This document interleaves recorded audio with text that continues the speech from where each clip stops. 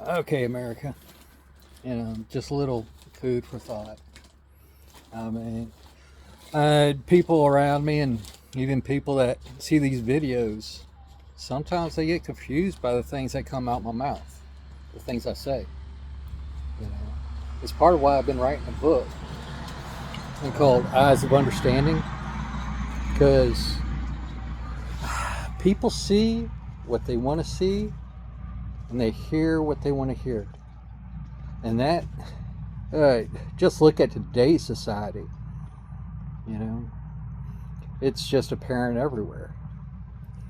I mean, people don't take the time to get to know each other anymore. They don't take care of their neighbors. They isolate away.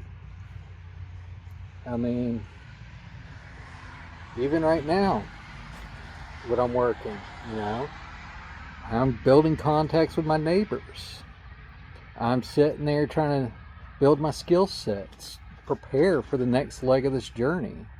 Because the first one ended up very short, yes. But I'm still pushing. I'm still driving to get out there. I mean, and there's a lot of preparation that goes into that. So, trying to keep you updated on the walk and everything, and keep talking to you. Because right now the world's a mess. And the world needs hope. It truly does. I mean, and the hope's going to come from you, the next generation.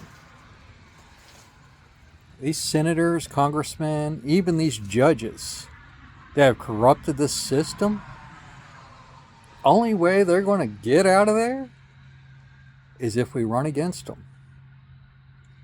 We the people. You have that power. You have that right. If you have knowledge, you know a little bit about what's going on, the issues, heck, do your research. Get in there. Get in on the fight.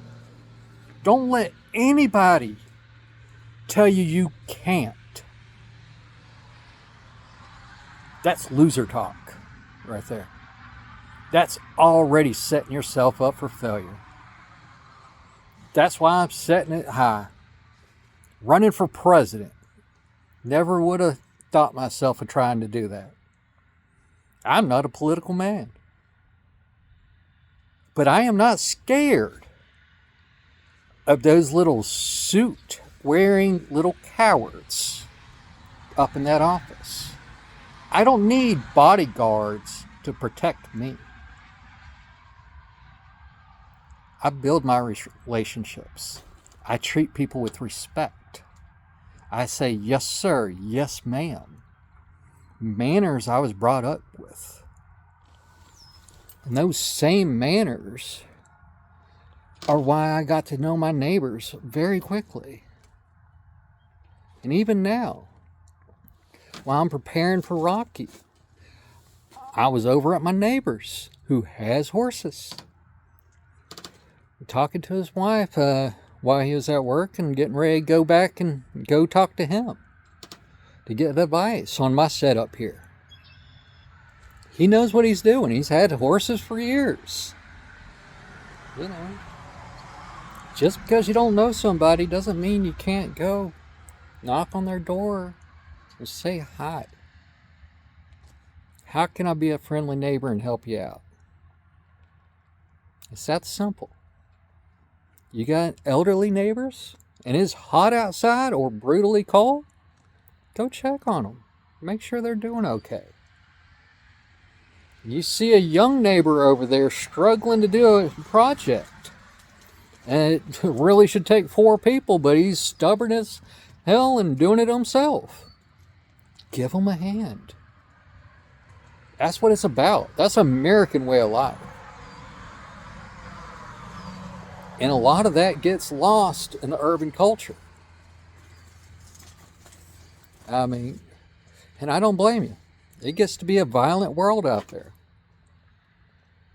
And that's part of why a lot of my plans and ideas do come from a country mindset. Because I do see benefits and letting people expand out, build their homes, raise their families with values, have an income that a single person can take care of a household. Things we used to have in this country. But they've been robbing it from us since before I was born. I mean, this is not a new struggle. I mean, I've been doing my research on it. And there's a major general way back around the World War I era who wrote a book on this very stuff. I even put a link out there for it. But he wrote War is a Racket. And he was discussing these very same issues. Businesses which make money off of war will drive a country to war every time, just so they can seek profit. They have disregard for any human life other than the dollars in their pockets. Why should they care?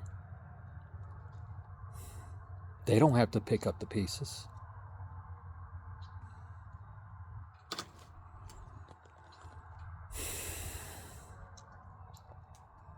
And I was sitting there talking to my family about it because, like I've said before on a previous video, I'm walking away from one of these big corporations now because of how disgusting it got to me. I mean, their disregard for people, they'll sing a story. They'll give you lip service. Oh, we're doing this. We're doing this. All these policies. Policies are only as good as the people that's enforcing them. And when they use policy to harass and bypass federal law, that ain't a good company to work for. They preach HIPAA all day long, but they very quick to break it. And no, that ain't a cry out for a lawyer. Because, damn, I don't trust lawyers either. They're just as scandalous. But that's my opinion. See, it ain't about the chair for me. What I want to see is you up in there taking on that fight. What I want to see is you finally have had enough and you want to see a future for your kids, one where they're not having their water system poisoned by big business.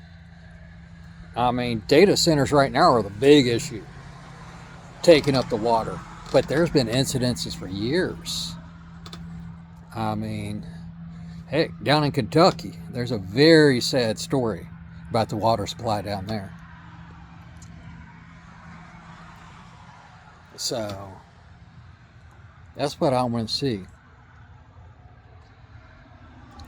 Because you can call me a goofy little country boy. I mean, pick on me all you want.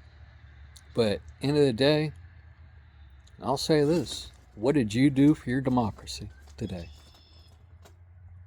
Because for me, it's worth fighting for. It's worth putting myself out there for. And it's worth facing all that. Because my kids are on the line on this one. Nobody messes with my kids. Nobody. So yeah, that's why I stand. And that's why I aimed high. You know, they don't scare me. Just cowards in a suit.